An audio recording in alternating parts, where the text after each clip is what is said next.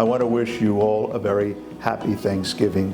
Hopefully it will be a time in which you, like myself, will be able to gather with family members and with friends and to say thank you to the Lord simply for the gift of being alive, for the gift of being blessed as we are in spite of our trials and challenges, with being able to share a meal together. As you know, the tradition of Thanksgiving goes back into the colonial age of our country, in which, at least the legend goes, that many of the immigrants and settlers sat down with some of the Native Americans and actually enjoyed a meal. But it's something that we've continued. It's probably an American holy day of obligation, you might almost say.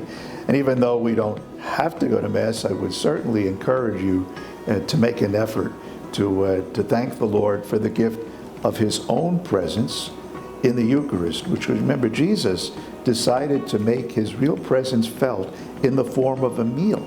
There is something very special about celebrating with friends at a meal. And I think that this is a wonderful opportunity for us to come together. And of course, I will make a little suggestion right here too.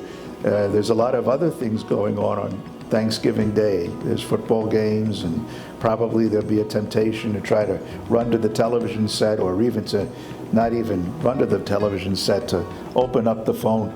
Put the phones away during the meal. Spend that time having a conversation with those around the table, with your family members that maybe you haven't seen in a long time. I know there are different traditions, and some people don't celebrate Thanksgiving even on Thanksgiving Day. But it is a good time of year for us to thank the Lord for the blessings in our lives, the gift of being able to have friends and family to share this. Those that are alone, those that may be at home, I want you to know that even though you may be alone on Thanksgiving, or may have a very small group of people, that we are praying for you as well too. You're always a part of our family, of the people of God, of the church. So I want you to know that if you have perhaps suffered the loss of a loved one, maybe Thanksgiving this year is not like it's been in years, or it's not in past, or not as ideal, that you are not alone. That we are together as a family of faith. And of course, that's what we always do when we come together at the Eucharist. We always pray for one another, those who are with us, those who are not. So however you celebrate Thanksgiving, I want you to know that we are praying for you and with you.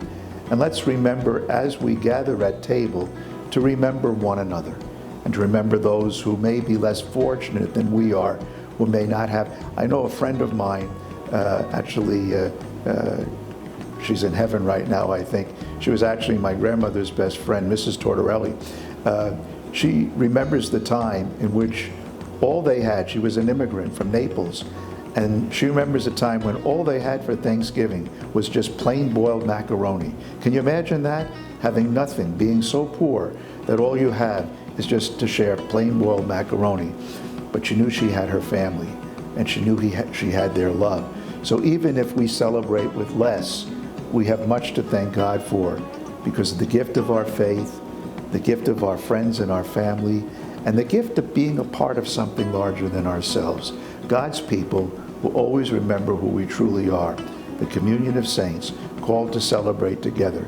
So let's make Thanksgiving not only an opportunity for a nice meal together, but for an opportunity to celebrate our family of faith. And thank God for the gift of our United States, that we are able to have a country where we can celebrate freely, express our faith, and enjoy one another's presence and company. God bless you.